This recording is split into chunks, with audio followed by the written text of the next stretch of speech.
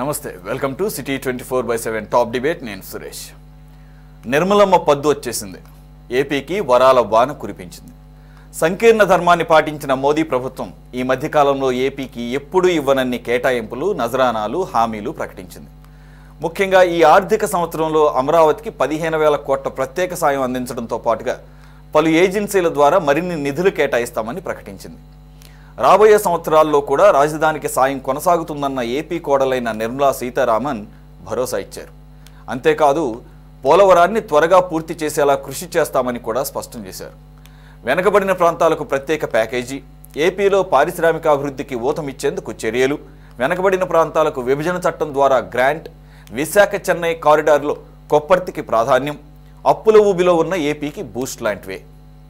వెంటిలేటర్పై ఉన్న ఏపీ ఆర్థిక వ్యవస్థకు కేంద్ర బడ్జెట్ ఆక్సిజన్ లాంటిదని సీఎం సంతోషం వ్యక్తం చేస్తే, కేంద్ర బడ్జెట్లో ఏపీకి మొండి చేయి చూపించారని, ప్రత్యేక హోదా ఊసేలేదని, చంద్రబాబు అట్టర్ ఫ్లాప్ అంటూ వైసీపీ విమర్శలు గుప్పించింది.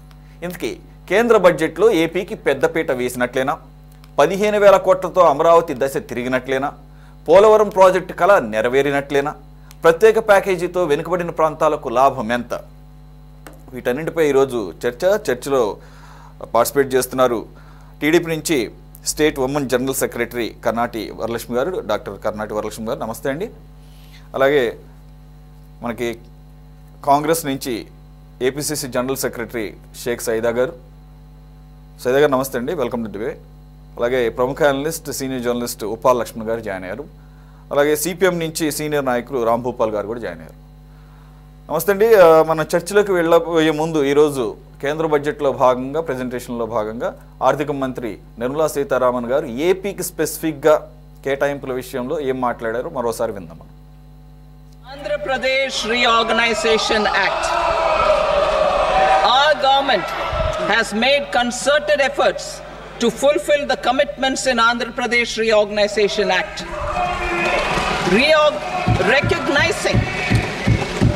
Recognizing the state's need for the capital, recognizing the state's need for a capital, we will facilitate special financial support through multilateral development agencies. In the current financial year, 15,000 crore rupees will be arranged with additional amounts in future years.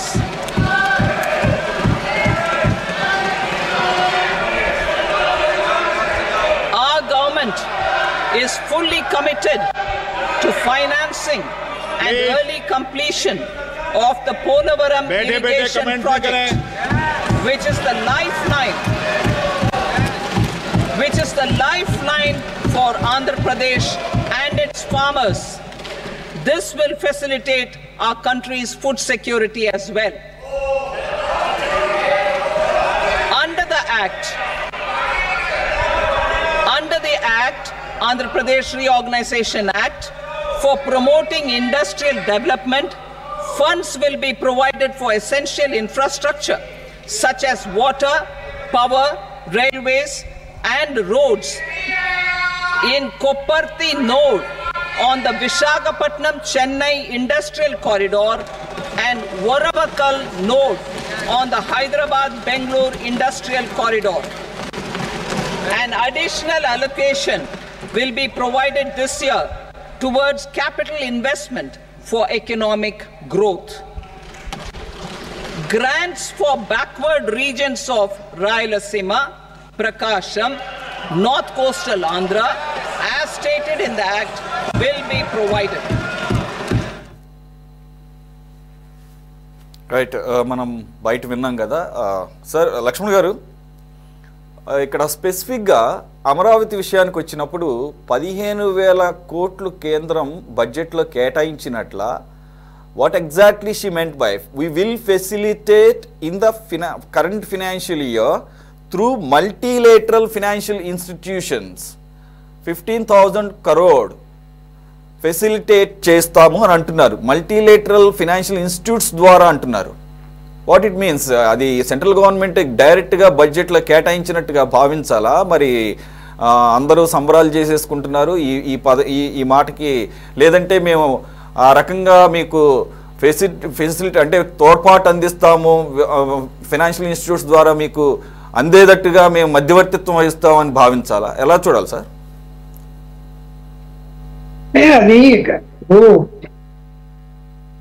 అది budget లో clear గా పెట్టారు. పెట్టినప్పుడు ఏ పద్ధతుల కింద కేటాయించాలి అన్నటువంటిది వచ్చినప్పుడు, ఇప్పుడు నీతి ఆయోగ్ వచ్చిన తర్వాత ఒక సిస్టమేటిక్ గా ఫైనాన్షియల్ అలాట్మెంట్ జరుగుతుంది. ప్రత్యేకంగా ఇవ్వాలి కాబట్టి అది నీతి ఆయోగ్ యొక్క నిబంధనలకు విరుద్ధం అవుతుంది. కాబట్టి ఫైనాన్షియల్ ఇన్స్టిట్యూషన్స్ ద్వారా, అంటే వివిధ రకాల కేంద్ర ప్రభుత్వ రంగ సంస్థల ద్వారా నిధులు కేటాయిస్తాము అని దాని అర్థం. అంటే సపోజ్ ఇప్పుడు అనేక సంస్థలు కేంద్ర పరిధిలో ఉన్నాయి. ఇప్పుడు రోడ్లు వేయాలి, లేకపోతే భవనాలు నిర్మించాలి, లేదా వాటర్ ఫెసిలిటీస్, జల మిషన్ అనేటువంటి ఒక ప్రోగ్రామ్. అలా డిఫరెంట్ యొక్క స్కీముల కింద రాజధాని అమరావతి అభివృద్ధి కోసము 15,000 కోట్లు నిధులు మేము కేటాయిస్తామని క్లియర్ గా చెప్పారు. అందులో ఇంకా వెనకం చేసేదో కన్ఫ్యూజన్ ఏం ఉండదు. ఒకసారి పార్లమెంట్ లో ఆ విధంగా అనౌన్స్మెంట్ చేసిన తర్వాత ఏ యొక్క సంస్థలకు, ఏ రంగాలకు ఎన్ని నిధులు పంపించాలన్నది ఇప్పుడు రాష్ట్ర ప్రభుత్వము ఆ యొక్క 15,000 కోట్లకు సంబంధించినటువంటి ప్రతిపాదనలు కేంద్రానికి ఇవ్వాలి. అంటే ఏమేమి ఇప్పుడు అండర్ డ్రైనేజ్ సిస్టమ్, ఇప్పుడు అండర్ డ్రైనేజ్ సిస్టమ్ వచ్చినప్పుడు ఏంటంటే అర్బన్ డెవలప్మెంట్ కింద దానికి నిధులు ఇస్తారు. అలా పలానా వాటికి ఇంత నిధులు కావాలి, ఇంటర్నల్ రోడ్డు, తర్వాత ఎలక్ట్రిసిటీ, అలా డిఫరెంట్ వాటి కింద విభాగాల కింద వీళ్ళు ఎస్టిమేట్స్ వేసి పంపిస్తారు. పంపించిన తర్వాత దానికి సంబంధించినటువంటి నిధులు వాళ్ళు విడుదల చేస్తారు. ఆ యొక్క డిపార్ట్మెంట్లకు ఇన్స్ట్రక్షన్స్ ఇస్తారు. అయితే ఒక్కసారిగా ప్రత్యేక ప్యాకేజీ అని చెప్పి ఫైనాన్స్ డిపార్ట్మెంట్ నుంచి రిలీజ్ చేసేటువంటి పరిస్థితి ఇక్కడ లేదు. అలా చేస్తే నీతి ఆయోగుల అభ్యంతరాలు వస్తాయి ఇతర రాష్ట్రాల నుంచి. అందువల్ల ఏంటి, రాజధాని నిర్మాణం జరగాలి, అది విభజన చట్టంలో ఉంది, ఆ చట్ట ప్రకారము కేంద్రం నిధులు ఇవ్వాలి రాజధాని నిర్మాణానికి. ఇప్పుడు ఈ యొక్క సంవత్సరంలో మాత్రమే ఆ నిధులు కేటాయించారు. నెక్స్ట్ ఇయర్ ఇంకా కేటాయించే అవకాశం, ఎందుకంటే రాజధాని సంవత్సరంలో నిర్మాణం ఏం పూర్తి కాదు. అది 3 సంవత్సరాలు పట్టొచ్చు, 4 సంవత్సరాలు పట్టొచ్చు, 5 సంవత్సరాలు పట్టొచ్చు. అందువల్ల ముందు ఎందుకంటే సీడీ క్యాపిటల్ ఇంపార్టెంట్. ఆ సీడీ క్యాపిటల్ నిర్మాణం అనేది ముందు జరగాలి. సీడీ క్యాపిటల్ నిర్మాణంలో అంటే ఏమి, అన్ని ప్రభుత్వ అంటే సెక్రటేరియట్, హైకోర్టు, ఆల్రెడీ కొన్ని మినిస్టర్ క్వార్టర్స్, ఆఫీషియల్ క్వార్టర్స్ కట్టారు. అసలు సెక్రటేరియట్ కట్టలే, ఆ సెక్రటేరియట్ కట్టాలి. ఇదంతా సీడీ క్యాపిటల్ కింద వచ్చిన తర్వాత out of the CD capital కింద కూడా రైతులకు ఏవైతే పట్టాలు ఇవ్వాలనో ఇంకా ఇవ్వలేదు. అంటే వాళ్ళకి డిమార్క్ చేసి మీ పట్టా ఇది అని చెప్పలేదు వాళ్ళకు. అది అలా అక్కడ పట్టాలు ఇచ్చే లోపల అక్కడ కూడా ఇంటర్నల్ రోడ్లు, డ్రైనేజ్ సిస్టమ్ అంతా కూడా, water facility, drinking water facility అన్ని సమకూర్చాలి. అందువల్ల ఫస్ట్ నేనేం భావిస్తున్నానంటే ఈ సీడీ క్యాపిటల్ ఏదైతే ఉందో దాని డెవలప్మెంట్ ఇమ్మీడియట్ గా స్టార్ట్ చేయడానికి ఇప్పుడు రాష్ట్ర ప్రభుత్వానికి అవకాశం వచ్చింది. ఎందుకు, డ్రైనేజ్ సిస్టమ్ అనుకోండి, ఆ డ్రైనేజ్ సిస్టమ్ సంబంధించిన నిధులు వెంటనే రిలీజ్ చేస్తారు. ఏది నువ్వు పని మొదలు పెడతానంటే రిలీజ్ చేస్తారు, టెండర్ పిలుచుకుంటారు, వర్క్లు స్టార్ట్ అవుతాయి. ఒక రకంగా చెప్పాలి అంటే జరిగిన నష్టము 10 సంవత్సరాల్లో జరిగిన నష్టము ఈ 5 సంవత్సరాల్లో జరగకుండా కేంద్రం సహకరిస్తున్న మాట నిజము అన్నది ఇవాళ బడ్జెట్ లో మనం పెట్టిన దాన్ని బట్టి చూస్తే అర్థమవుతుంది. అందువల్ల రాజధాని అభివృద్ధి సత్వరము జరగటానికి, ఎందుకంటే కేంద్రంలో నిధులు లేవు, నిధులు ఇప్పుడు కాంట్రాక్టర్లు ఏం ఆలోచిస్తారంటే రాష్ట్ర ప్రభుత్వం నిధులు లేవు, మనం పనులు చేస్తే వాళ్ళు బిల్లులు ఇవ్వరు. అలా కాకుండా ఇప్పుడు కేంద్రం నిధులు లేవనే సమస్య లేదు. వెంటనే రిలీజ్ చేస్తారు వాళ్ళు. అందువల్ల కాంట్రాక్టర్లు కూడా ముందుకు వస్తారు, పనులు చేస్తారు. కాబట్టి అభివృద్ధి అనేది త్వరితగతిన స్టార్ట్ అవుతుంది. టార్గెట్ అదే, ఎన్డీఏ యొక్క కూటమి టార్గెట్. ఫస్ట్ ప్రియారిటీ అమరావతి రాజధాని, సెకండ్ ప్రియారిటీ పోలవరం ప్రాజెక్టు, తర్వాత వెనుకబడిన జిల్లాల అభివృద్ధి. ఈ మూడు చాలా ఇంపార్టెంట్. ఎందుకంటే ఈ మూడు విషయాల్లో ఫెయిల్ అయిపోయారని ప్రజలు పూర్తిగా వ్యతిరేకత ఉండటం వల్లనే వైఎస్ఆర్సీపీ ఓడిపోవడానికి కారణం. కాబట్టి ఇక్కడ అది అర్థం చేసుకున్నారు కేంద్ర ప్రభుత్వం ఉన్నటువంటి బీజేపీ పెద్దలు. ఇప్పుడు కూడా ఒకవేళ రాష్ట్రానికి ఏదైనా మోసం చేసినా లేకపోతే నిర్లక్ష్యం చేసినా కూడా భవిష్యత్తులో బీజేపీకి పుట్టగలుగుతుంది. అది వాళ్ళకి అర్థం. వలన ఇక్కడ వెనుకబడిన జిల్లాలకు నిధులు కేటాయించడానికి సిద్ధపడ్డారు, ప్రకటించారు. అలాగే పోలవరానికి సత్వరం మేము పూర్తి చేస్తామని చెప్పారు. అందువలన ఒక రకంగా రాష్ట్రము అభివృద్ధిలోకి దూసుకు వెళ్ళటానికి మార్గం అనేది మనకు కనిపిస్తుంది. ఎందుకంటే మనం ఆశాజనకంగా మాట్లాడేది, ఒకవేళ ఏదైనా భవిష్యత్తులో నిర్లక్ష్యం చేస్తే మనం విమర్శలు తప్పకుండా చేయాలి. మరి రాష్ట్రానికి ఇప్పుడు కేటాయించిన నిధులు, తర్వాత మిగతా క్యారిడార్లు, పారిశ్రామిక క్యారిడార్ కానీ అలాగే ఇతర అంశాలు కానీ అన్ని కూడా మనం పరిశీలించినప్పుడు ఖచ్చితంగా ఆంధ్రప్రదేశ్ కు 10 సంవత్సరాల నుంచి జరిగిన అన్యాయాన్ని దిద్దుతున్నారు. అంటే కంప్లీట్ గా ఏదో సహకరిస్తారని అప్పుడే చెప్పలేదు. ఎందుకంటే ఇది మొదటి సంవత్సరం, కొంత నిధులు ఇచ్చారు. ఇంకా 4 సంవత్సరాలు మళ్ళీ తర్వాత ప్రభుత్వం ఇక్కడ అక్కడ ఎవరు వస్తారనేది తర్వాత సంగతి. కరెక్టే, మీరు చెప్పిందంతా ఏకీభవిస్తుంది. ఎందుకంటే గత 2 పర్యాయాలు అంటే 10 సంవత్సరాల్లో ఏ బడ్జెట్ లో కూడా పర్టికులర్ గా ఈ పేర్లు ఎప్పుడు వినపడలేదు. అమరావతి అన్న పేరే వినపడలేదు, ఆంధ్రప్రదేశ్ అన్న పేరు కూడా వినపడిందని నేను అనుకోవటం లేదు. అఫ్ కోర్స్ ఈ రోజు తెలంగాణ కూడా అదే దీంట్లో ఉంది. తెలంగాణ అన్న పదాన్నే నిషేధించారు ఈ బడ్జెట్లో అని చెప్పేసి. That was the same situation of AP in the previous budgets for last 10 years, very unfortunately. అయితే ఇక్కడ ఒక అంశం సార్, ఇప్పుడు ఈ రోజు ఉన్నటువంటి కూటమే సిచ్యుయేషనే 2014లో కూడా ఉంది. అందులోనూ అప్పుడే విడగొట్టబడినటువంటి రాష్ట్రం, అందులోనూ ఇవన్నీ కూడా రాష్ట్ర విభజన అంశాల్లో ఉన్నటువంటివి ఖచ్చితంగా రాజ్యాంగబద్ధంగా ఈ రాష్ట్రానికి చేయాల్సినటువంటి పనులే. అఫ్ కోర్స్ అమరావతికి ఖచ్చితంగా ఒక క్యాపిటల్ కన్స్ట్రక్షన్ అనేది సెంటర్ తీసుకోకపోవచ్చు అనే కొన్ని డౌట్స్ వినపడిన నేపథ్యంలో it's definitely big boost to Amaravati and AP, పర్టికులర్గా క్యాపిటల్ కన్స్ట్రక్షన్ విషయంలో. నేనేమంటానంటే 2014లో ఇదే సిచ్యుయేషన్ ఉన్నప్పుడు చేయనటువంటి కేటాయింపులు ఇప్పుడు చేశారంటే, ఇందాక కాసేపటి క్రితమే తెలంగాణ ముఖ్యమంత్రి రేవంత్ రెడ్డి గారు అన్నారు ఇది కుర్చీ బచావో బడ్జెట్ అని చెప్పేసి. అంటే ఆయన కుర్చీకి కదలికలు రాకుండా ఉండాలంటే ఆ కుర్చీకి కాళ్ళు అయినటువంటి ప్రధాన కాళ్ళుగా ఉన్నటువంటి ఈరోజు ఏపీ, అలాగే అక్కడ బీహార్ అంటే నితీష్ కుమార్, చంద్రబాబు నాయుడు. కాబట్టి అందుకని మిగిలిన రాష్ట్రాలకు అన్యాయం చేశారని చెప్పేసి అంటున్నారు. అఫ్ కోర్స్ మనకి ఇది శుభసూచకమైన తెలంగాణ కేటాయింపులు లేవు అని చెప్పేసి అంటున్నారు. బట్ అది ఫుల్ ప్లెడ్జ్డ్ గా మొత్తం బడ్జెట్ ప్రసంగంలో రిటన్ డాక్యుమెంట్ కూడా చూడాల్సిన అవసరం ఉంది. ఏమంటారు సార్ ఇది? ఇంకోటి కూడా అన్నారు, ఇది క్విట్ ప్రోకో అంటారు అని చెప్పేసి కూడా అన్నారు రేవంత్ రెడ్డి గారు డైరెక్ట్ గా. అంటే ఇది బడ్జెట్ విషయంలో మీకు లక్ష్మణ్ గారు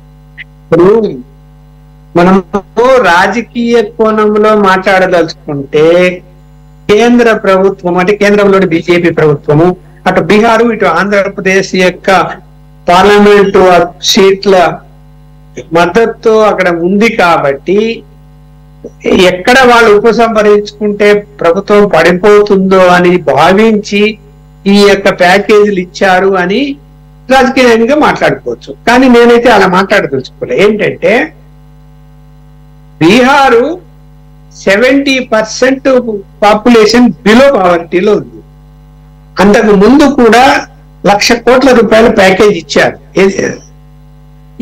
ఇంకా ఇవ్వాల్సినటువంటి అవసరం ఉంది. అక్కడ రాజకీయం పక్కన పెడితే ఇప్పుడు ఏ రాష్ట్రమైనా కూడా పేదరికంలో ఉన్నప్పుడు, అభివృద్ధి జరగనప్పుడు అక్కడ నిధులు ఎక్కువ కేటాయించాలి. అక్కడ కూడా 20,000 కోట్ల రూపాయలు ఇప్పుడు కేటాయించారు ఆ రాష్ట్రానికి. ఇప్పుడు మనం అలాగే మన ఆంధ్రప్రదేశ్ వచ్చినప్పుడు తెలంగాణతో మనం పోల్చుకున్నప్పుడు తెలంగాణ రాష్ట్రము అంటే ఆంధ్రప్రదేశ్ విడిపోయినాక తెలంగాణ రాష్ట్రము మొత్తం 60% రెవెన్యూ ఒక హైదరాబాద్ లోనే తెలంగాణ రాష్ట్రానికి వస్తుంది. అది ఆంధ్రప్రదేశ్ కోల్పోయింది. తెలంగాణ రాష్ట్రము జీడిపి ఈ రోజు కూడా నంబర్ 1 లో ఉంది. తర్వాత ప్రొడక్షన్ లో అంటే అగ్రికల్చర్ ప్రొడక్షన్ లో నంబర్ 2 లో ఉంది ఇండియాలోనే. ఫస్ట్ పంజాబ్, సెకండ్ తెలంగాణ ఉంది. రెవెన్యూ లోటు కూడా వాళ్ళకి చాలా తక్కువ రెవెన్యూ లోటు ఉంది.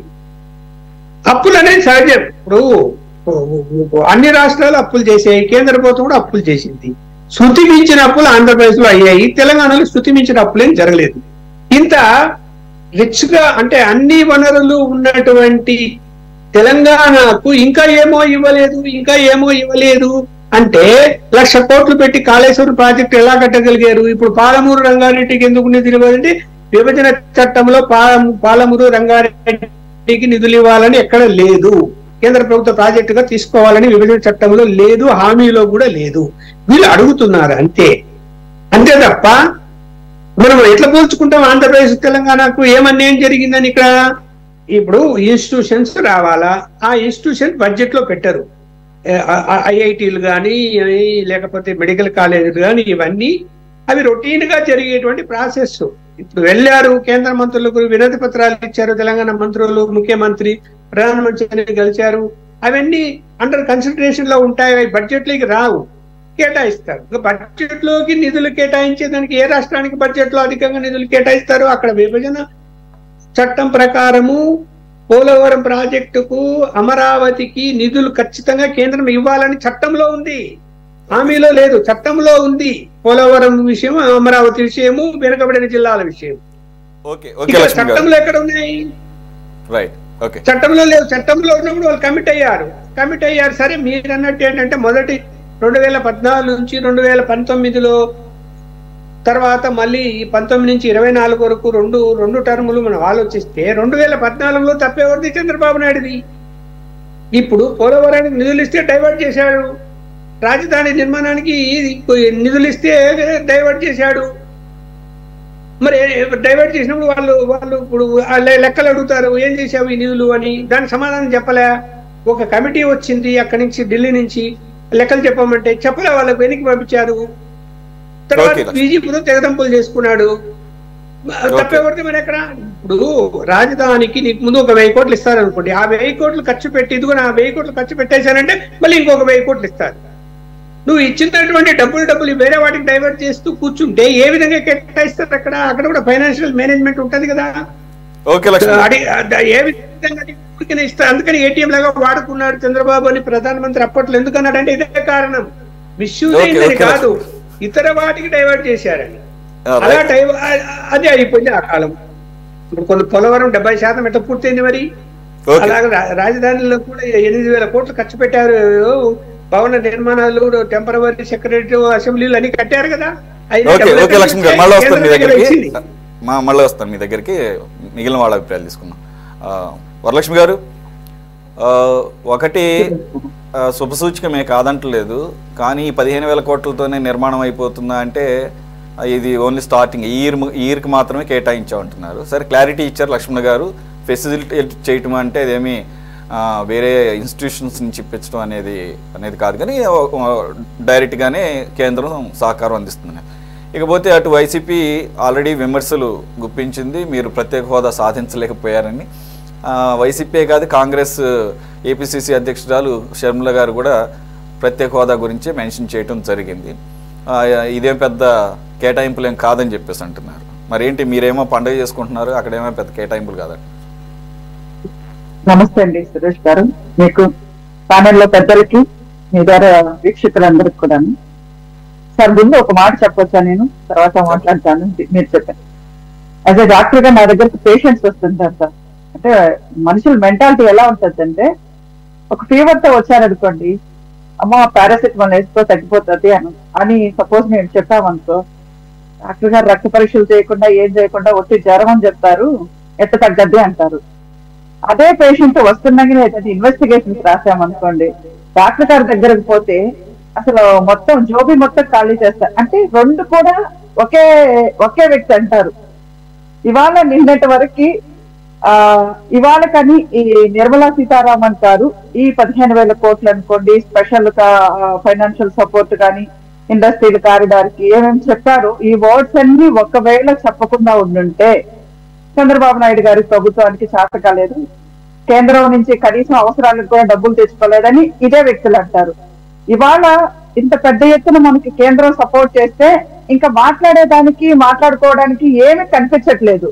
సో ఇంకేం చేయాలా, మళ్ళా చెప్పారు కదా మళ్ళా పాత కథ కిందే రావాలి, మళ్ళా స్క్వేర్ 2 అని చెప్పి మళ్ళా ఇదే ప్రత్యేక హోదా. అన్నా చెల్లెలకి ఇంకేం పని లేదు, ఇప్పుడు వేరే చేసేదానికి కూడా ఏం పని లేదు కాబట్టి అటువైపు ఆయన ఇటువైపు ఈవిడ ఇద్దరు ప్రత్యేక హోదా మీద పడుతుంది.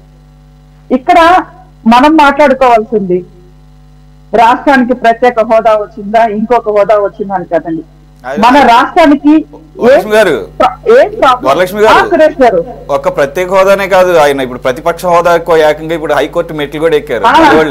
ఆయన హోదా విషయం ఆయన హోదా విషయంలో ఎక్కడ తగ్గరు.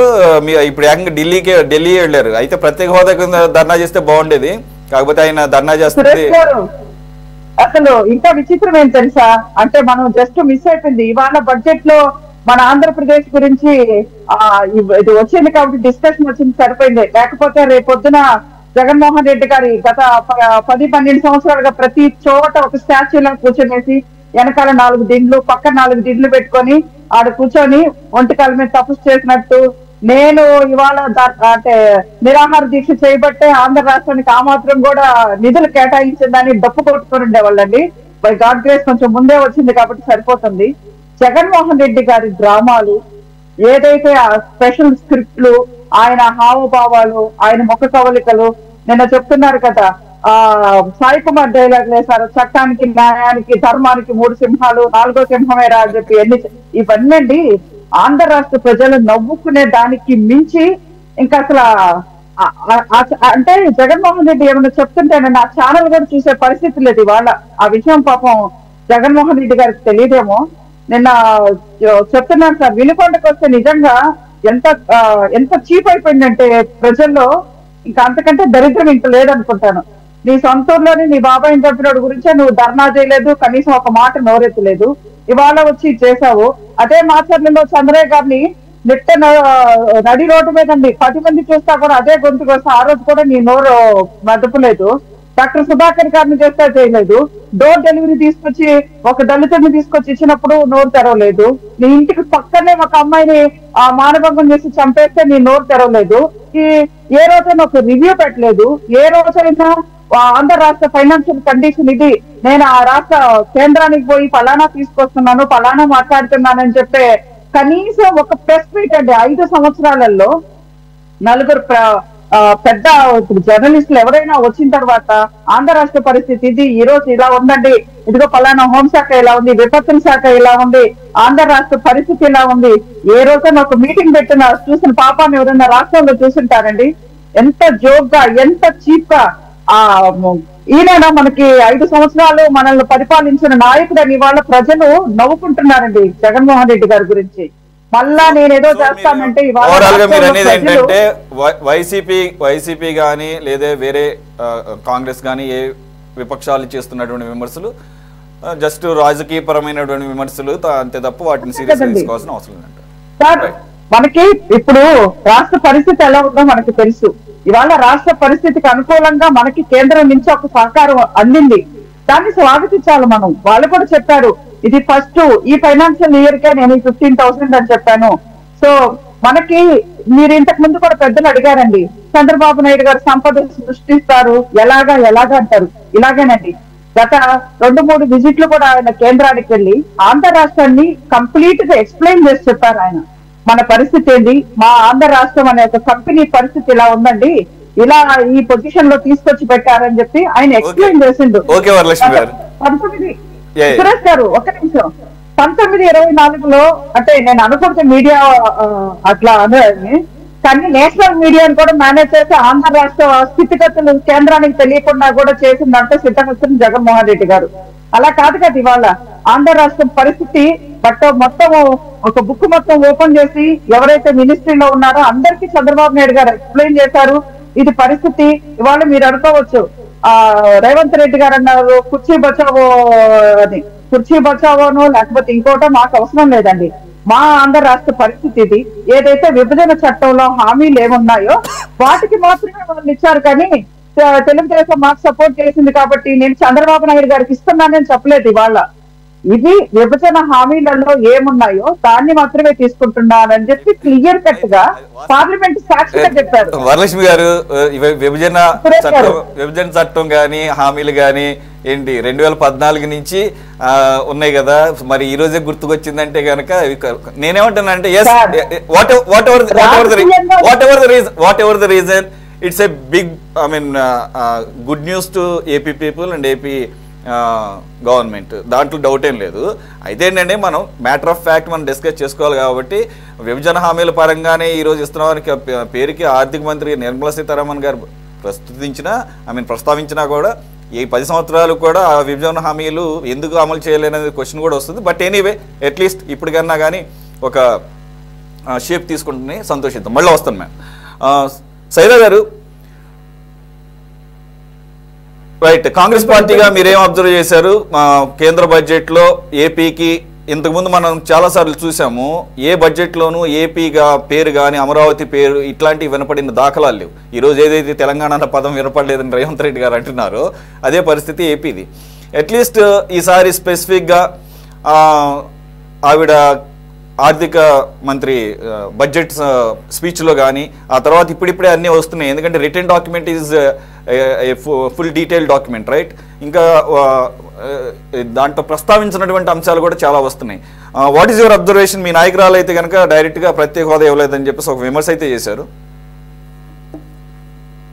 సురేష్ గారు, మీకు ప్యానల్ పెద్దలు ఉప్పాల లక్ష్మణ్ గారు, సోదరి తెలుగుదేశం పార్టీ నాయకులు డాక్టర్ వరలక్ష్మి గారు, సిపిఎం నాయకులు బాబురావు గారు, అందరికి కూడా నమస్కారం.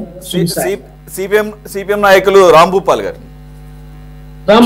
Sorry, no problem. ఈ రోజు సురేష్ గారు 11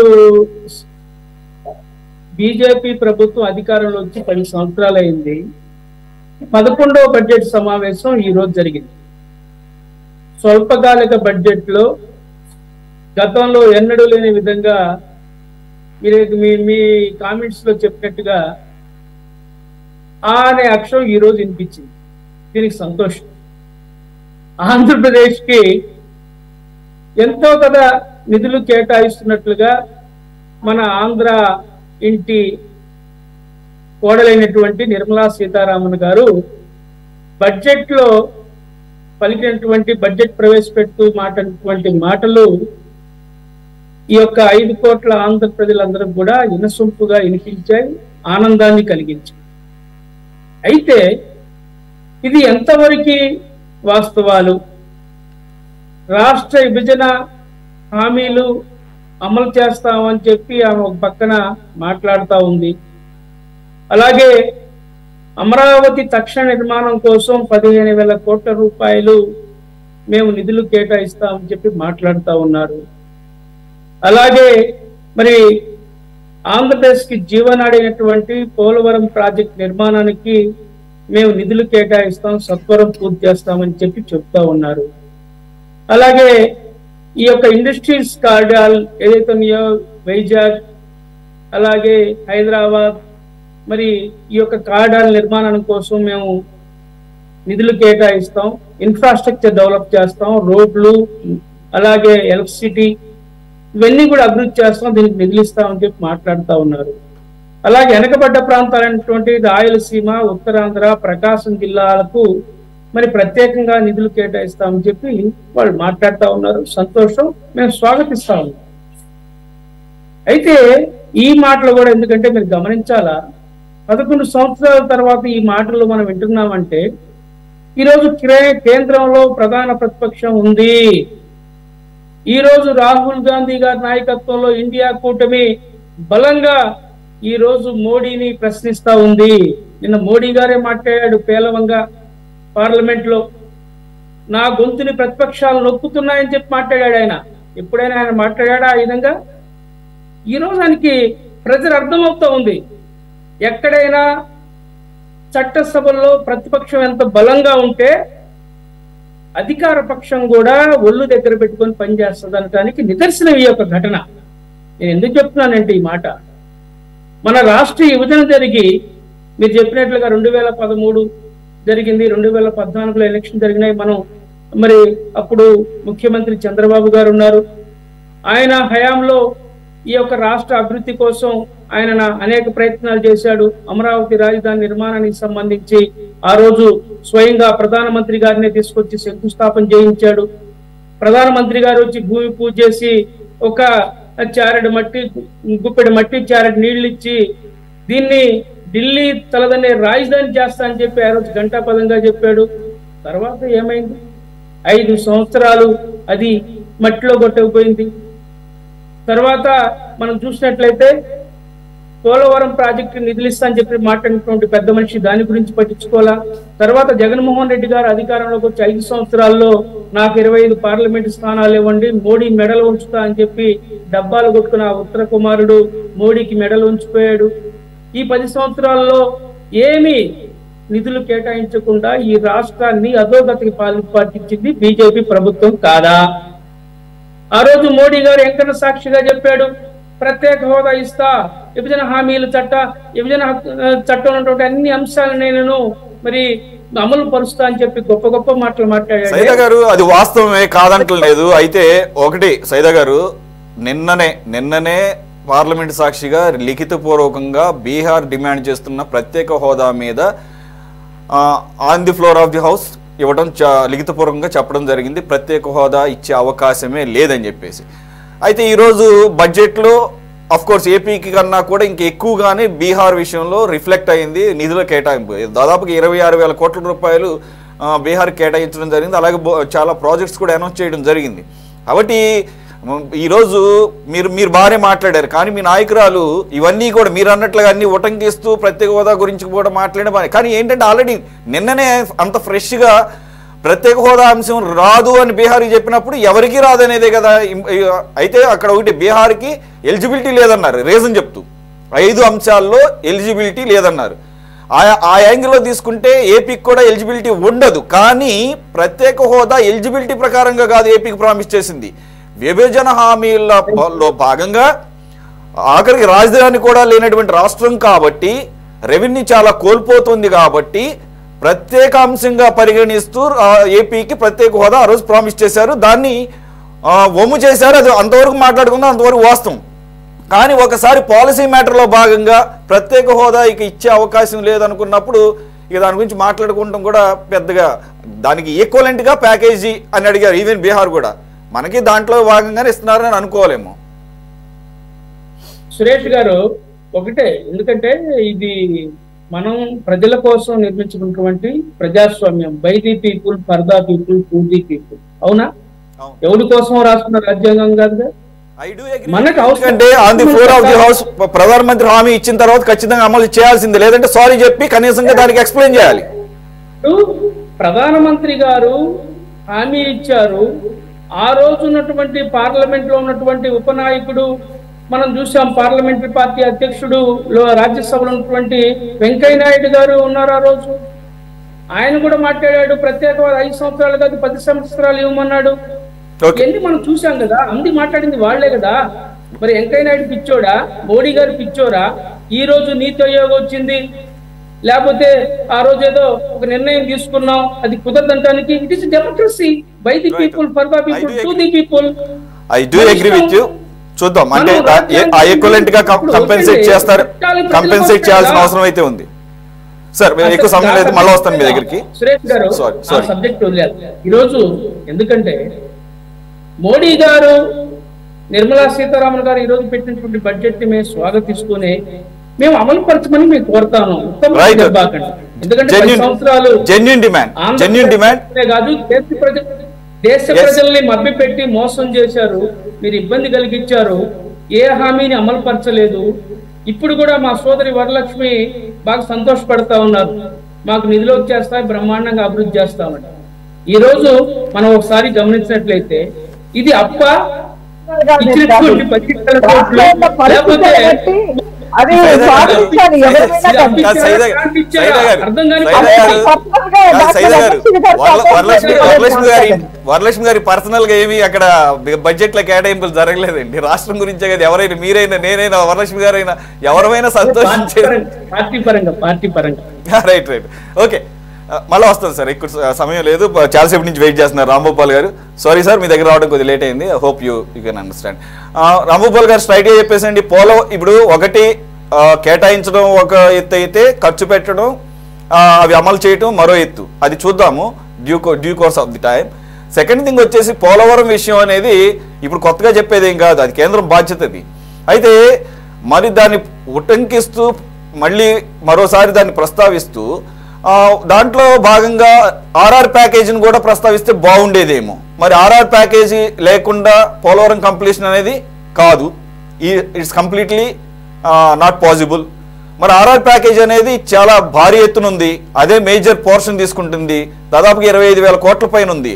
మరి ఇప్పుడు గతంలో ఆర్ఆర్ విషయంలో వెనకడిగేసిన కేంద్రం ఇప్పుడు పోలవరం విషయంలో రీలొకేషన్ అండ్ రీహాబిలిటేషన్ ప్యాకేజీలో కూడా ఇంక్లూడ్ చేస్తారని భావించవచ్చా? మీ అబ్జర్వేషన్ ఏంటి సార్ ఓవరాల్ గా?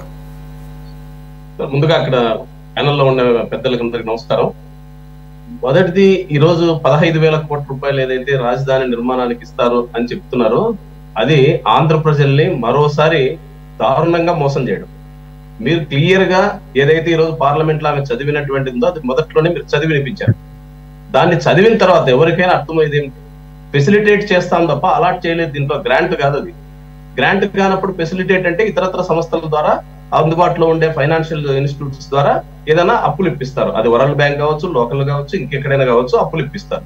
అప్పులు ఇప్పించేదానికి కేంద్రం ఎందుకు? అప్పులు ఇప్పించడం కాదు కదా ఇప్పుడు ఆంధ్రాకి కావాల్సింది. ఓవైపు ఆర్థికంగా తీవ్రమైన సంక్షోభంలో ఉన్నప్పుడు ఈ రోజు అప్పు కాదు కావాల్సింది, గ్రాంట్ కావాలా. అది హక్కు, మనకు ఆంధ్రప్రదేశ్ కు హక్కు. ఒకవైపు ప్రత్యేక హోదాకు అవకాశం లేదని చెప్తూ రెండో వైపు రాజధాని నిర్మాణానికి ఇవ్వాల్సినటువంటి గ్రాంట్ ను కూడా ఇవ్వలేదు. ఇప్పుడు మీ ఛానల్లోనే కింద స్క్రోలింగ్ వస్తుంది, మన ఎంపీ గారు పురంధేశ్వరి గారు మాట్లాడుతున్నట్లు అది గ్రాంటే రుణం కాదు అని చెప్తున్నట్టుగా మీ దాంట్లో వస్తుంది. అది నిజమవుతే నిర్మలా సీతారామన్ గారు మాట్లాడాలి, ఆ మాట ఎంపీ గారు కాదు మాట్లాడాల్సిందే. ఎందుకంటే ఎంపీ గారు మాట్లాడింది అది టీవీలోనో ఛానల్లో వస్తే ఉపయోగం లేదు.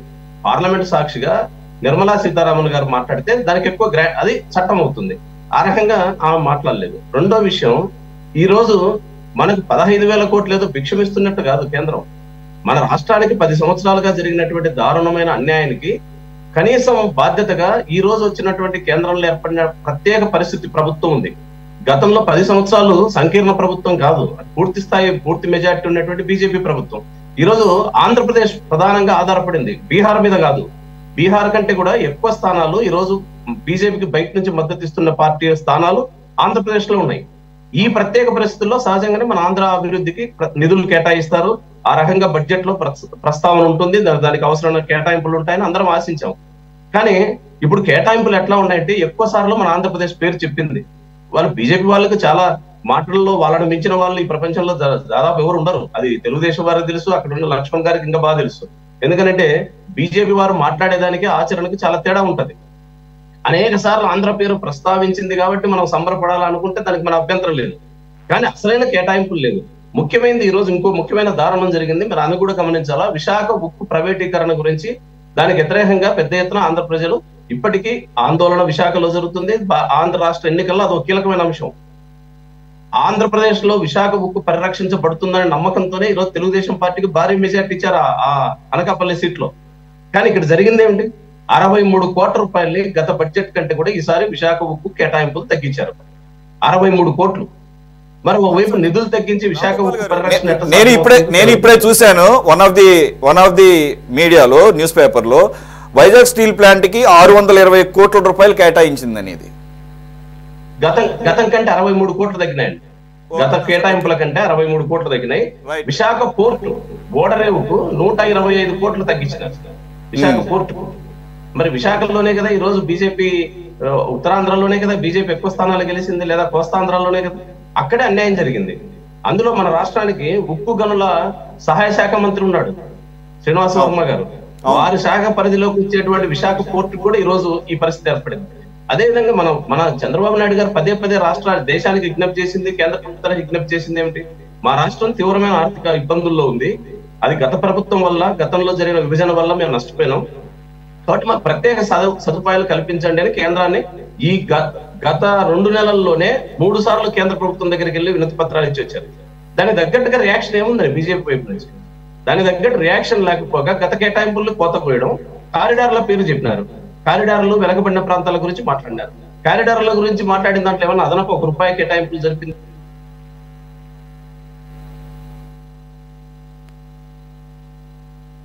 సరే, ఫలాని కారిడార్కి ఇంత కేటాయించినాం, ఇంత కేటాయింపులు చేస్తున్నాం ఎక్కడా చెప్పలేదు. పేర్లు చెప్పింది. Visakhapatnam corridor, Hyderabad Bengaluru corridor, Orvakal corridor, కారిడార్ల పేర్లు మన అందరూ తెలుసు, కానీ దాని కేటాయింపులు ఏమిటి? అదే విధంగా కారిడార్లతో పాటు వాళ్ళు చెప్పింది వెనకబడిన ప్రాంతాల గురించి మాట్లాడినారు. వెనకబడిన ప్రాంతాలకు గతంలో బుందేల్ఖండ్ తరహా ప్యాకేజ్ ఇస్తాం అనేది చట్టం రూపొందించినప్పుడు చాలా స్పష్టంగా పార్లమెంట్ లో చర్చ జరిగింది. బుందేల్ఖండ్ తరహా ప్యాకేజీ అని అంటే మనకు సుమారుగా ఆ రోజు లెక్క ప్రకారం 11,500 కోట్ల రూపాయలు ప్యాకేజీ రావాలా వెనకబడిన జిల్లాలకు. ఇచ్చిందంతా 3 సంవత్సరాలకు 50 కోట్లు ఒక్కో జిల్లాకు, 7 జిల్లాలకు 50 కోట్లు ఇచ్చి పంపించినారు. ఇప్పుడు వరకు ప్రస్తావనే లేదు. 2018 బడ్జెట్ లో అసలు ఈ మాటే లేదని చెప్పేసి మన ఆంధ్ర రాష్ట్రంలో 2018 1వ తారీఖు ఫిబ్రవరి 1న అరుణ్ జైట్లీ గారు బడ్జెట్ ప్రవేశపెడితే ఫిబ్రవరి 8 అన్ని పక్షాల మద్దతుతోనే రాష్ట్ర బంద్ జరిగింది. ఆ రోజు బీజేపీకి వ్యతిరేకంగా ఈ ప్రాంతాల ప్యాకేజీ గురించి లేదని. ఇప్పుడు ప్రాంతాల గురించి మాట్లాడింది. వెనకబడిన ప్రాంతాలకు మేము ప్యాకేజీ, ఏం ప్యాకేజీ, ఎంత ప్యాకేజీ ఎక్కడ చెప్పలేదు. తర్వాత ఎప్పుడో లెక్కలు తెలుతాయనవచ్చు, లెక్కలు తర్వాత తెలవు. ఇంత కీలకమైన టైంలో నిజంగా చెప్పదలుచుకుంటే స్పష్టంగా వాళ్ళు చెప్పిండాలి. ఆ బీహార్కి మాత్రం చెప్పినారు కదా, మీరు చెప్పినట్లు 26,000 కోట్ల రూపాయలకు సంబంధించి చెప్పినారు. తర్వాత లక్ష్మణ్ గారు చెప్తున్నారు గతంలో 1,00,000 కోట్ల రూపాయలు వాళ్ళకు బీహార్ ప్యాకేజ్ ఇచ్చినారని. ప్యాకేజ్ ప్రకటించిన మాట నిజం, ₹1 రాలేదు కాబట్టి నితీష్ కుమార్ గారు ఆ విమర్శ చేసి బయటకు వచ్చినాడు బీజేపీకి వ్యతిరేకంగా. తర్వాత ఎందుకు గెలిచినాడు అనేది బహిరంగ రహస్యం. అవును, ప్రకటన మాత్రమే చేశారు కానీ ఇంప్లిమెంట్ చేయలేదు. అది 2019 మార్చి 28వ తారీఖు భోజ్పూర్ అనేటువంటి చోట సార్ మళ్ళీ సభలో చెప్పినాడు ఆయన. సభలో చెప్పిన తర్వాత పార్లమెంట్ లో ఆ బడ్జెట్ సమావేశాల్లో ప్రతిపాదన పెట్టినారు. కానీ తర్వాత ఏమైంది, ఒక నయా పైసా రాలేదనేదే కదా నితీష్ కుమార్ వాదన ఇచ్చింది. కాబట్టి బడ్జెట్ లో చెప్పిన దానికే దిక్కు లేకపోతే, చట్టాల్లో చెప్పిన దానికే దిక్కు లేకపోతే, ఇప్పుడు ఉన్న బడ్జెట్ లో కూడా కోతలకు వస్తే ఇంకా బీజేపీ మీద తెలుగుదేశం వాళ్ళకు కొత్తగా మళ్ళా కలుసుకున్న పాత బంధుత్వం కాబట్టి ఏమైనా ప్రేమ విమానాలు ఉండొచ్చు, కానీ ఆంధ్ర ప్రజలకు ఏముంటాయి? ప్రేమాభిమానాలతో సమస్య కాదు ఇక్కడ. నిజంగా ఈ రోజు జనసేన తెలుగుదేశం వాళ్ళు గట్టిగా నిలయాల. ఎందుకని మా మద్దతు మీరు కేంద్రంలో ప్రభుత్వం నుండి మా కోరికల్ని కనీసం కూడా అంగీకరించకపోగా నిధుల్ని కూడా కోత కోసి అన్ని మాటల గారిడీలు చేసి ఉపయోగం ఏమని చెప్పాల. మీరు అడిగినట్ల పోలవరం ప్యాకేజ్, పోలవరాన్ని పూర్తి చేస్తాం, అది జీవనాడి రాష్ట్రానికే కాదంట, దేశంలో ఆహార భద్రతకు కూడా అది కీలకమని చెప్పింది నిర్మలా సీతారామన్ గారు. మనస్ఫూర్తిగా ఆ మాట చెప్తే నిజంగా ఆ మాటను మనం విశ్వసిస్తాం. ఎందుకంటే ఒక కేంద్ర ఆర్థిక మంత్రి గారు చెప్పడం అనేది గౌరవనీయమైన పదం, ఆ పదాన్ని మనం నమ్ముతాం. కానీ కేటాయింపులు ఏమిటి? ప్యాకేజ్ RR ప్యాకేజ్ గురించి ఒక్క మాట లేదు. పోలవరానికి ఎంత ఇస్తారో చెప్పలేదు. అమరావతి లాగా కనీసం ఎన్ని కోట్లు, కొన్ని కోట్ల గురించి కూడా మాట్లాడలేదు. నిజంగా అక్కడ ముంపు బాధితుల సమస్య ఎంత తీవ్రంగా ఉంది. ఇప్పుడు వచ్చిన వర్షాల వల్ల ఎన్ని గూడాలు నీలమయమైపోయినాయి మనం రోజు వార్తలు చూస్తున్నాం. మరి ముంపు బాధితులను ఆదుకోకుండా, పోలవరాన్ని పూర్తి చేయకుండా జీవనాడి ఇది దేశానికి ఆహార భద్రత ఇస్తుంది. ఇంత పెద్ద పెద్ద మాటల వల్ల మాటలు ఇంపుగా ఉంటే ఉపయోగమే ఉంది? కడుపు నిండాలి కదా. ఆంధ్ర ప్రజల కడుపు చాలా బాధతో ఉంది. ఆ కడుపు నింపే పద్ధతుల్లో ఈరోజు కేంద్రం వ్యవహరించాల. ఇప్పటికైనా తెలుగుదేశం జనసేన వాళ్ళు కేంద్రం మీద ఒత్తిడి తేలా. తనకు బలం ఉంది, గతంలా కాదు. ఈ రోజు కేంద్రం ఒక మిశ్రమ ప్రభుత్వంలో భాగం. ఆ మిశ్రమ ప్రభుత్వంలో కీలకమైన భాగస్వామి ఇక్కడ ఉండేటువంటి 2 పార్టీలు. కాబట్టి మీరు కేంద్రం మీద ఒత్తిడి తీసుకురండి. నితీష్ కుమార్ తీసుకొచ్చి 26,000 కోట్లు ఎత్తకపోతే మనం మాత్రం 15,000 కోట్ల అప్పుల కోసం సంతోషపడితే ఎట్లా? అందుకనే కేంద్రం మీద ఒత్తిడి తీసుకురావడానికి అన్ని పక్షాలని కలుపుకోవాలి. వైసీపీ వాళ్ళు వస్తారా వదిలేయండి, మిగిలిన వాళ్ళు ఉన్నారు, మిగిలిన పార్టీలన్నింటినీ కలుపుకొని కేంద్రం మీద ఒత్తిడి తీసుకురండి. మీ బలంతో పాటు ఇతర పక్షాల బలాన్ని కూడా తీసుకురండి అని చెప్పేసి మేము విజ్ఞప్తి చేస్తాం. మీరు చాలా విషయాలు, బయటకి కనపడినటువంటి విషయాలు కూడా చాలా ప్రస్తావించారు. దట్స్ వై అందుకని లెఫ్ట్ పార్టీస్ని ఎప్పుడు కూడా కొద్దిగా కలుపుకొని వెళితే ఇలాంటి ఉపయోగాలు ఉంటాయి. మరి సీట్లు ఉన్నాయా లేదా, వాళ్ళకి భాగస్వామ్యం ఉందా లేదని పక్కన, అలాగే వైసీపీ ఆ డ్యూటీ చేసే కార్యక్రమం కనపట్టలేదు. ఓ పక్కన అసెంబ్లీ సెషన్స్ జరుగుతుంటే ఆయనేమో ఢిల్లీ పట్టుకు తిరుగుతున్నారు. కనీసం మిగిలిన అఖిల పక్షం అంటే మిగిలిన పక్షాలు కూడా ఉంటాయి, అటు కాంగ్రెస్ అవ్వచ్చు, లెఫ్ట్ పార్టీస్ సిపిఐ సిపిఎంలు కూడా వచ్చు, వాళ్ళతో కూడా సంప్రదింపులు చేయడంలో తప్పేం లేదు. వరలక్ష్మి గారు ఏమంటారు? అనేక అంశాలు బయట మనకి పైకి కనపడిన అంశాలు అనేకం రాంభూపాల్ గారు ఎక్స్ప్లెయిన్ చేశారు. సార్ అది అందరికీ తెలిసినవే. సార్ వాళ్ళు కూడా ఇంకా బెటర్ గా అందరికి ఎక్స్ప్లెయిన్ చేశారు. కానీ ఇప్పుడు మనం చేసేది ఏంటంటే బీజేపీకి కూడా అంతే బాధ్యత ఉంది రాష్ట్రం మీద. ఎందుకంటే సపరేట్ గా మనం ఏదో బయట నుంచి వాళ్ళకి సపోర్ట్ ఇవ్వడం కాదు కదా. వాళ్ళు కూడా వాళ్ళకి బాధ్యత లేదు. 1% వాళ్ళ ఓటింగ్. మీరు వాళ్ళ బాధ్యతను మీ నెత్తినేసుకున్నారు పాపం. కాబట్టి వాళ్ళు బాధ్యతగా ఫీల్ అవుతారు. బాధ్యతగా ఫీల్ అవ్వాలి సార్. వాళ్ళకి అవసరం కూడా ఉంది. బాధ్యతగా ఫీల్ కాకుండా ఉంటే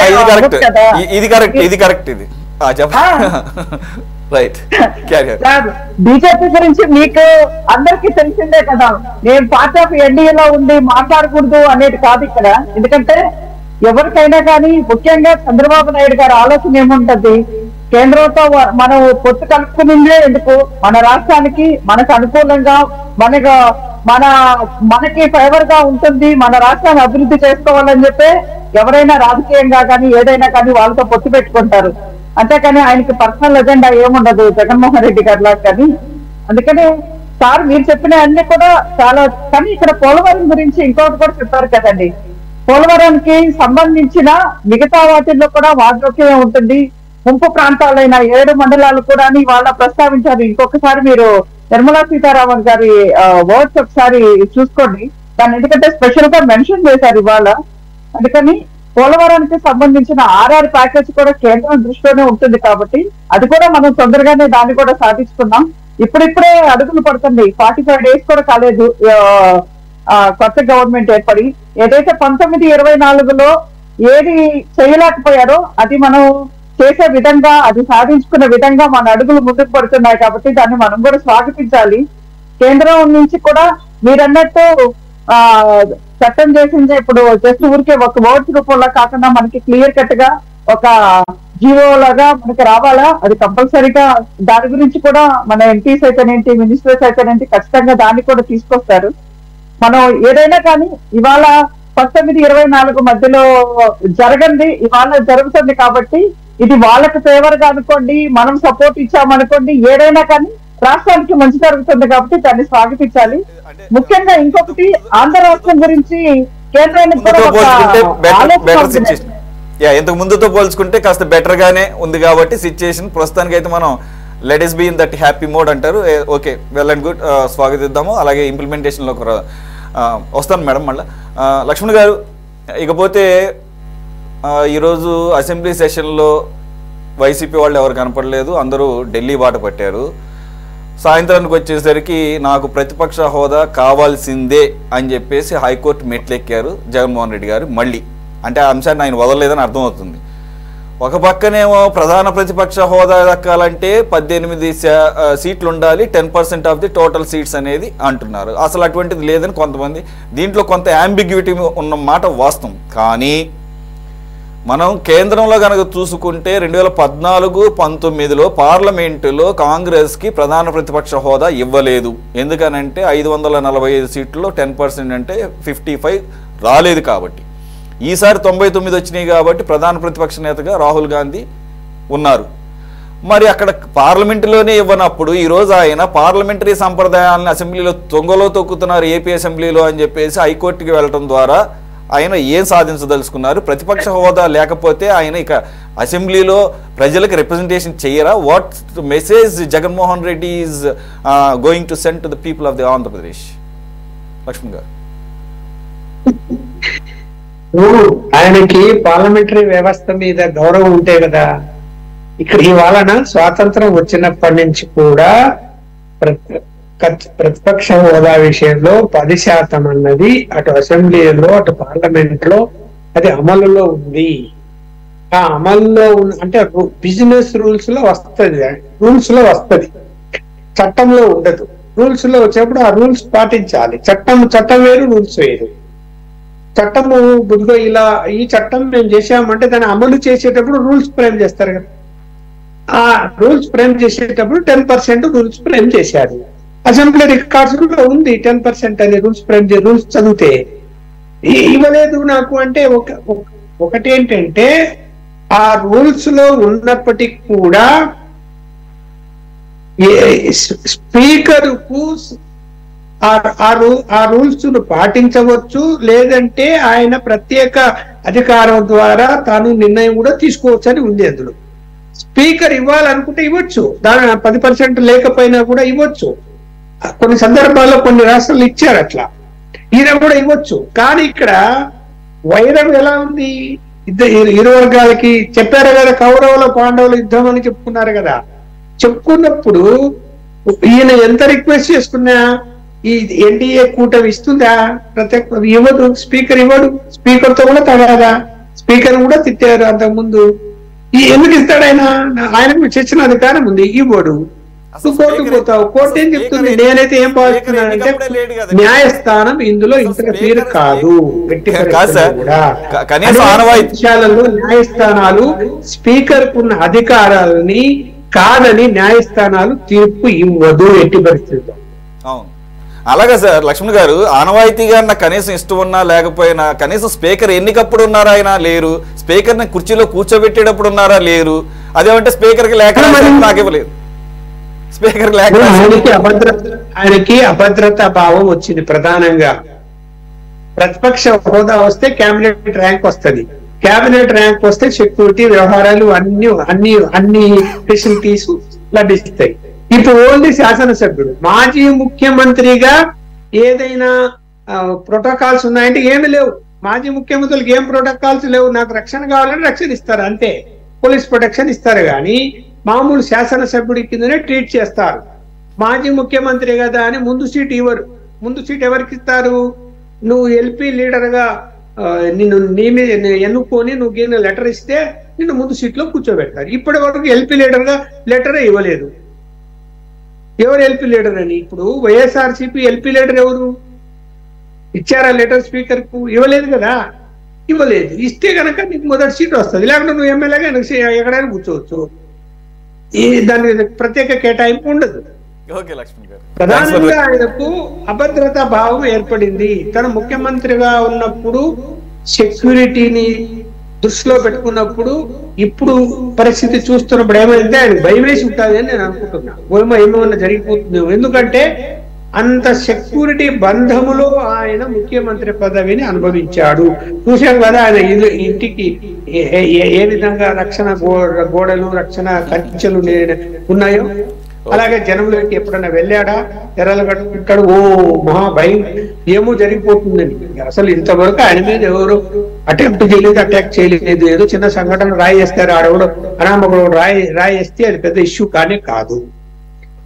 ఇక్కడ ఇప్పుడు ప్రతిపక్ష నాయకుడు అయ్యాడు కదా, ఏమో ఏం జరుగుతుందో ఏమో. అందుకని అర్థం కాకుండా ఆయన అసలు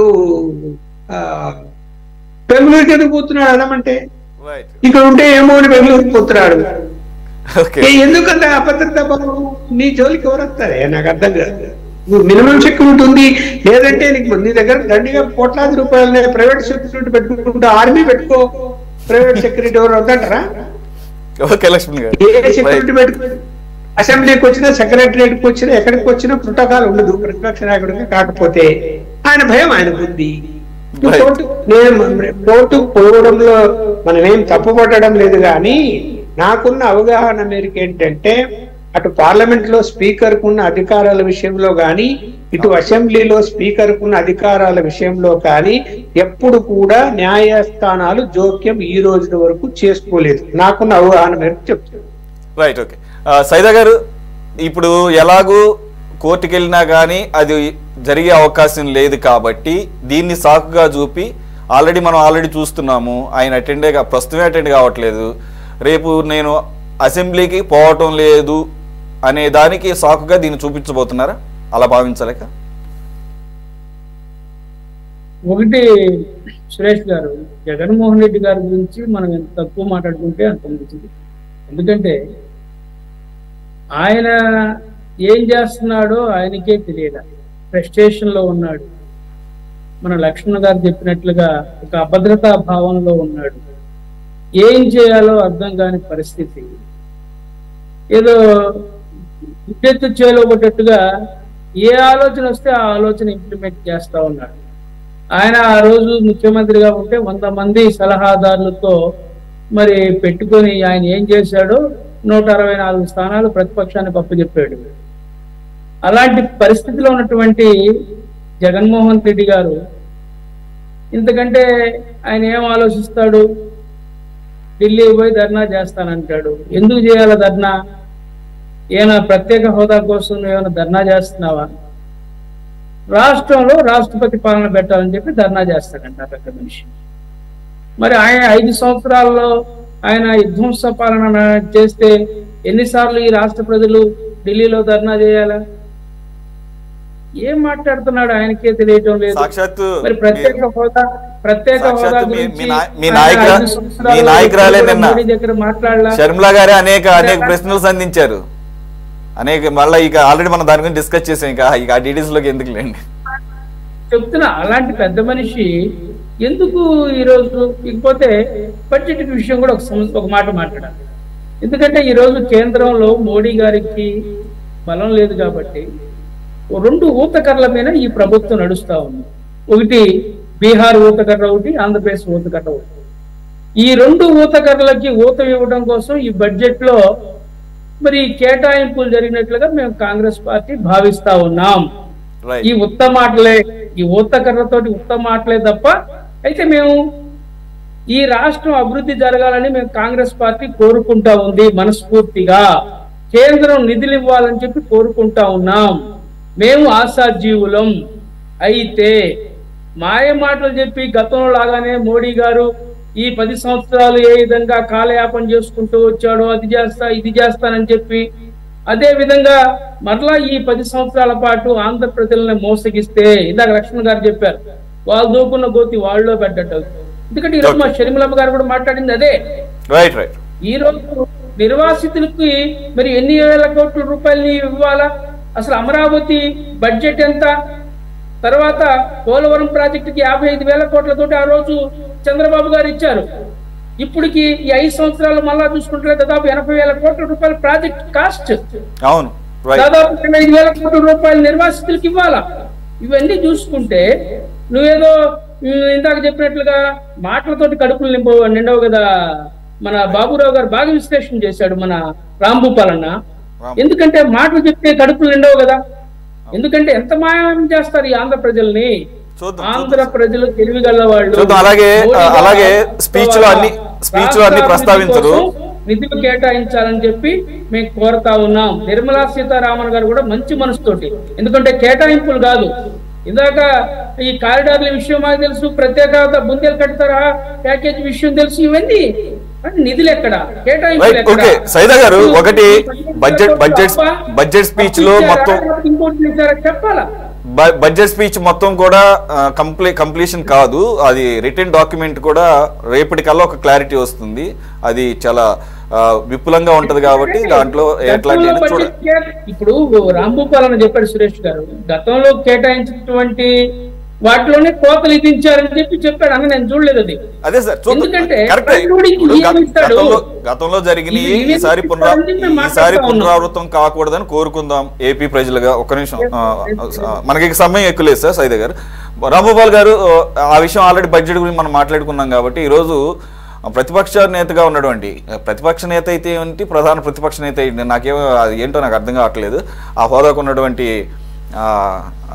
దానికంతా ఆయన ఎందుకు తాపత్రయపడతారు? పక్కన పెడితే ఏకంగా ఆయన ఇప్పుడు హైకోర్టుకి ఎక్కడం అంటే ఇది nothing but avoiding the assembly sessions in coming days అనేది ఇండైరెక్ట్ గా సిగ్నల్ ఇచ్చినట్టుగానే భావించాలా?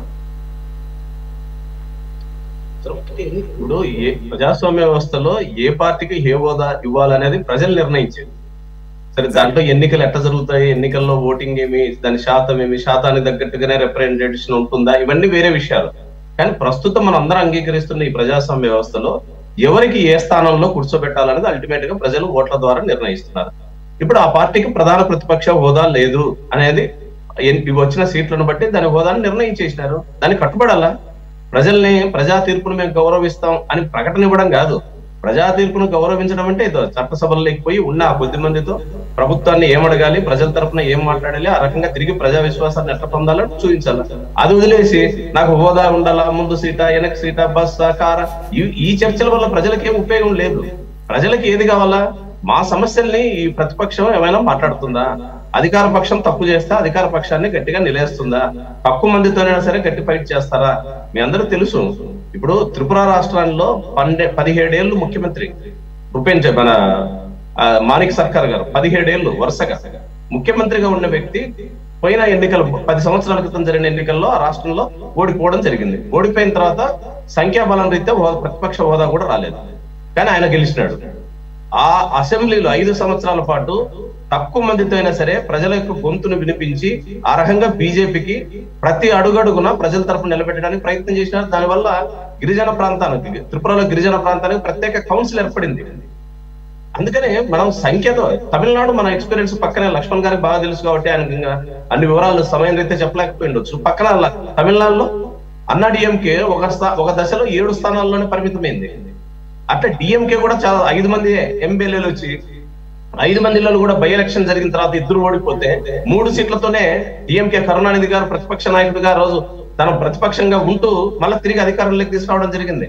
కాబట్టి ఇదే కొత్త కాదు.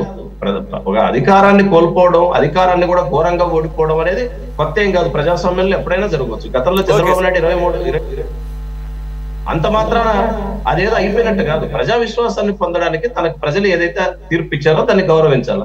అదేవిధంగా చివరి ఒక్క మాట, ఇప్పుడు కర్ణాటకలో పోయిన ఎన్నికల్ని దృష్టిలో పెట్టుకొని భద్రా ప్రాజెక్టు కోసం 5,500 కోట్ల రూపాయలు ప్రత్యేక ప్యాకేజీని దాన్ని కేంద్ర ప్రభుత్వ ప్రాజెక్టుగా గుర్తించి దానికి నిధులు ఇచ్చినారు. ఇప్పుడు దాని ప్రస్తావన ఈ బడ్జెట్ లో లేదు. అంటే ఎన్నికలు ఎక్కడుంటాయో, తన రాజకీయ ప్రయోజనం ఎక్కడుంటుందో అక్కడే బీజేపీ కేటాయిస్తుంది. కాబట్టి వరలక్ష్మి గారికి మరొకసారి విజ్ఞప్తి చేసేది ఏమంటే, మీ పార్టీతో మీరు చర్చించండి. మీ అవసరం ఉంది కనుక ఇప్పుడు మీకు కొన్ని మాటలు వచ్చినాయి. అవసరాన్ని ఎంతకాలం మీతో ఉపయోగించుకుంటారో ఈ లోపు మీతో, ఎందుకంటే వెనక సీఎం రమేష్ గారు ఈరోజు చప్పట్లు కొట్టే తీరు చూస్తే నాకు చాలా ఆశ్చర్యం వేసింది. నిర్మలా సీతారామన్ గారు మాట్లాడుతుంటే, బహిరంగ సభల్లో నాయకులు మాట్లాడుతుంటే వెనక నుంచి వాళ్ళ నాయకులే సపోర్ట్లు కొట్టమని జనానికి సందేశం ఇస్తుంటారు. ఎందుకంటే జనం కొడతారో లేదో డౌట్ వచ్చి. ఇప్పుడు సీఎం రమేష్ గారు వెనక నుంచి సపోర్ట్లు 10 సార్లు కొడుతున్నట్టు కనపడింది ఆ టీవీల్లో. అంటే పాపం జనం అనుకుంటారో లేదో అనుకుని వీళ్ళే సపోర్ట్లు కొట్టుకుంటున్నారు. ముందర ఉండేటువంటి శ్రీనివాస వర్మ గారు దిక్కులు చూస్తున్నారు, అసలు ఈ కేటాయింపులు ఏమిటి, ఈ 15,000 కోట్ల రూపాయల అప్పులు ఏమిటని. ఆ పక్కన ఉండేటువంటి ఇంకో మంత్రి మన రామ్మోహన్ నాయుడు గారు అందరూ బల్లలు తెరిస్తే నేను సరసకపోతే బాగుండదు అన్నట్టుంది తప్ప ఏం ఫేస్ లో ఏం ఆనందం కనపడలే. అది నిజంగా మనసులో ఉందా, ఆనందంగా ఉందా, మనకేం అర్థం కాదు. ఏమైనా ఆంధ్రప్రదేశ్ కి ఇప్పుడున్న అవకాశాలను ఉపయోగించుకోవాలని చెప్పేసి మేము మరొకసారి తెలుగుదేశాన్ని విజ్ఞప్తి చేస్తాం. రైట్ రాంగోపాల్ గారు, ఇక్కడ ఇంకోటి ఉంది. బీహార్ కి ఎలక్షన్స్ చాలా దగ్గరలో ఉన్నాయి. ఒక ఊతం, సైద గారు చెప్పినట్టు ఊతకర్రే కాదు, ఇప్పుడు అక్కడ త్వరలోనే ఎలక్షన్స్ కూడా ఉన్నాయి. కాబట్టి అది కూడా ఇక్కడ పనిచేసింది అనుకోవాలి. రైట్, మనకు సమయం ఎక్కువ లేదు. వరలక్ష్మి గారు, మరేంటి మీరు ప్రధాన ప్రతిపక్ష హోదా అంటే ఇచ్చేయచ్చు కదా పాప. ఆయన మిమ్మల్ని నిలదీస్తారు, అక్కడ అసెంబ్లీలో మీకు ఒక ఆపోజిట్ వాయిస్ అని పడుతుంది, మీరేమో అట్లా పట్టుకు. 1924 మధ్యలో మీ ఎమ్మెల్యేలను 4 తీసుకుంటే మీకు ప్రతిపక్ష హోదా కూడా దొక్కదు అని 100 సార్లు బల్లాలు గుద్దిరి చెప్పిన మాజీ ముఖ్యమంత్రి వాళ్ళు పాపం ఆయనకి ఈ ఓటమితో ఆయనకి బ్రెయిన్ కూడా పనిచేయట్లేదండి. అప్పుడు ఏం చెప్పాను, ఏం చేశానని బ్రదర్ సైడా గారు చెప్పినట్టు అవన్నీ గుర్తు చేస్తే అట్లా అప్పుడు అనుకోలేదు మేము ఈ పరిస్థితి వస్తుంది అని చెప్పేసి. మేము 30 సంవత్సరాలు ఉందాం అనుకున్నాము. జగన్మోహన్ రెడ్డిని మించిన నటుడు ఇంకెవరు లేరండి, అది అందరికి తెలిసిందే. కాబట్టి ఆయనకి ఇప్పుడైనా కానీ ఆయనకు ఒక రెస్పెక్ట్ ఉండాలంటే, ఆ రోజు వాజ్పేయి గారు 1 సీటే బీజేపీలో ఆయన ఒక్కళ్ళే కూర్చొని కూడా ఇట్లా ఎప్పుడు ఎవ్వరు, నాకు తెలిసి ఈ దేశంలోనే ఎవరు ఇలా బిహేవ్ చేస్తున్నారండి. ఆయనకి స్పెషల్ గా ఒక అధికారం అంటే నవ్వొస్తుంది. కానీ యాక్చువల్ గా ఏంటంటే రాంగోపాల్ గారు చెప్పినట్లు ప్రజలు ఇచ్చారు ఇక్కడ ఈ తీర్పు. ప్రజలు ఎవరికి ఎన్ని సీట్లు అనేది వాళ్ళు నిర్ణయించారు. అంటే నీకు ప్రధాన ప్రతిపక్ష హోదా కూడా మేము ఇవ్వటం లేదని చెప్పినప్పుడు దాన్ని ఆయన యాక్సెప్ట్ చేయకుండా ఇప్పుడు కోర్టుకి వెళ్తే నిజంగా ప్రజా తీర్పు మీద కోర్టుకి వెళ్ళినట్టుగానే భావించలేము. అంతే కదండి, ఎక్కడ తప్పు చేసావో ఏం చేసావో దాన్ని రెక్టిఫై చేసుకొని ప్రజలకి దగ్గర అయ్యేదానికి, ప్రజల మనసులు గెలిచేదానికి దగ్గర అవ్వాలి. కానీ ప్రజా సమస్యల మీద నిజంగా పోరాడాలంటే నువ్వు రావచ్చు అసెంబ్లీలో, నువ్వు ఏదైనా ఉంటే చెప్పొచ్చు, డిస్కస్ చేయొచ్చు, మీ టైం నీకు ఇస్తారు. అంతేగాని నేనేదో స్పెషల్ కేటగిరీకి చెందినాను, నేను ఆకాశంలో నుంచి ఊడిపడ్డాను, ఈ దేశంలో ఎవరు లేరు ఇంకొక నాయకుడు, నేను స్పెషల్, నీ ఒక్కడే రాజశేఖర రెడ్డికి నువ్వు ఒక్కడే ఉంటుంది. అంతేగాని భారతదేశంలోనే లేకుంటే ఆంధ్ర రాష్ట్ర ప్రజలకే మీరు ఒక్కళ్ళే కాదనేది తెలుసుకోవాలి. నిజంగా చెయ్యాలని అంటే ప్రజల కోసం ఏదైనా చేయొచ్చు. అలాంటి ఉద్దేశాలు జగన్మోహన్ రెడ్డి గారికి లేవు కాబట్టి ఆయన సార్ చెప్పినట్టు, లక్ష్మణ్ రావు గారు చెప్తున్నారు, సార్ చెప్పినట్టు కోటగోడలు ఇవాళ ఇంకా కొన్ని రోజుల బట్టి చుట్టూ అవి పాత రోజుల్లో చెప్పేదండి, ఒక కోట చుట్టూ పెద్ద పెద్ద ఏమంటారు చుట్టూ గుంతలు తీసేసి దాంట్లో మొసళ్ళు అవి కూడా వేసి ఆయన రక్షణ కోరుకుంటారనేది. దీన్ని జగన్మోహన్ రెడ్డి గారికి అంత అభద్రతా భావం అవసరం లేదు. ఆయన గురించి వాళ్ళు ఎవరు పట్టించుకోరు. ఆయన నేను కూడా ఒకడు ఉన్నాడండా నన్ను గుర్తించండి అని చెప్పేసి మెడలో ఒక ట్యాగ్ వేసుకొని, ఆల్రెడీ ట్యాగ్లు ఉంటాయి కదా జైలు పోతే అట్లా, అంటే స్పెషల్ ట్యాగ్ నాకు ఒకటి కావాలని అనుకోవడం నిజంగా అవివేకం. జగన్మోహన్ రెడ్డి గారు ఇప్పుడైనా ప్రజల తీర్పుని గౌరవించి ప్రజల కోసం ఏదైనా చేస్తే బాగుంటుంది. ఇలా ఇంకా నవ్వులు పాలు కాకూడదు అని ఆయనకి మంచి ఆరోగ్యాన్ని ప్రసాదించాలని కోరుకుంటున్నాను. వరలక్ష్మి గారు, రాంభూపాల్ గారు, లక్ష్మి గారు, అలాగే సైదా గారు, ఇది ఇవాల్టి టాప్ డిబేట్. మరో అంశంతో మళ్ళీ కలుద్దాం. Stay tune to City 24/7.